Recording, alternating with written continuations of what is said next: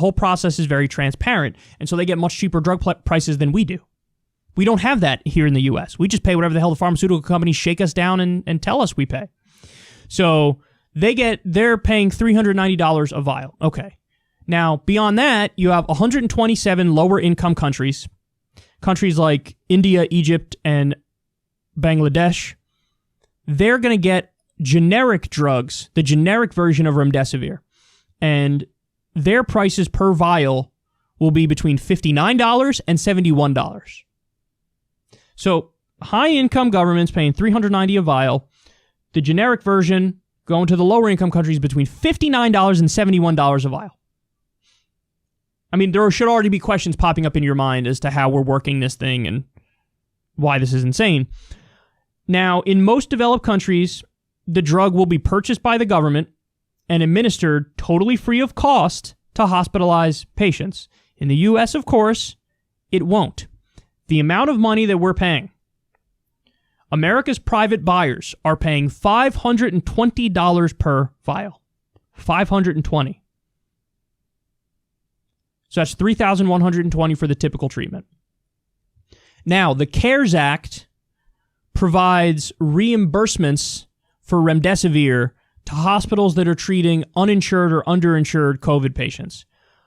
But it places the onus on hospitals to not bill patients and instead apply for reimbursement. But what's been happening is hospitals have been billing patients for the drug, and it's at an exorbitant rate. Get this, 497% of the drug's cost on average.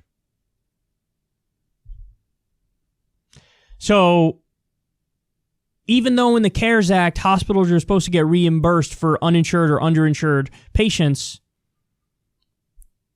they're charging anyway, and they're charging them way more than what they should charge them. This is typical hospital price gouging in the U.S., which happens all the time. So now, let me get to the bottom line here. U.S. taxpayers invested over $99 million to create this drug. And again, now they're turning around and charging $520 a vial for, private buyers here. Remember, it could be as low as $59 a vial in developing countries. $520 per vial for private buyers here in the U.S. We invested over $99 million to make this. So taxpayers funded it.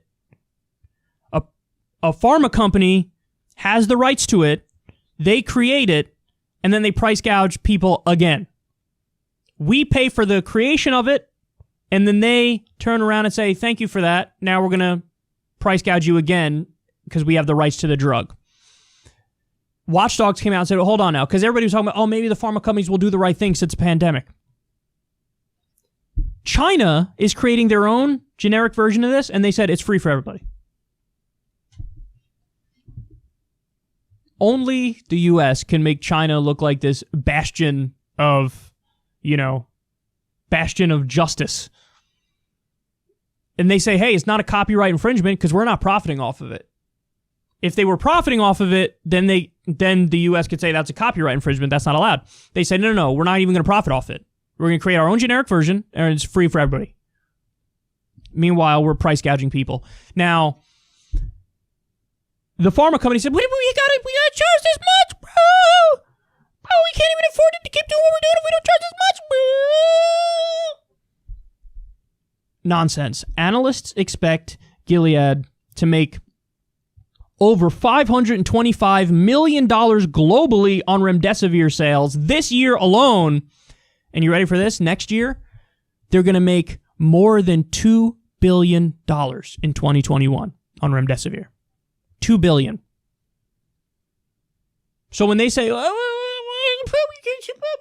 the cheaper price, bro. We got to keep our operations going, bro. Total bullshit. Complete bullshit. Listen, the solution to this is simple. You got to nationalize the entire health industry. Forget having single-payer healthcare. That's correct. We should have that. The government is the single insurer. Of course, because just copy developed countries and they have better systems than we do. That's what we should do here. But beyond that, all of pharma should be nationalized. Why? We do a lot of the research anyway with our tax money. Universities do a lot of this research. So we do the research, we develop the drugs, and then they price gouge us anyway, and some private company buys up the rights to it? Why are we allowing this unnecessary, rapacious, mafia-like middleman? There's no reason for them. They're not producing any value.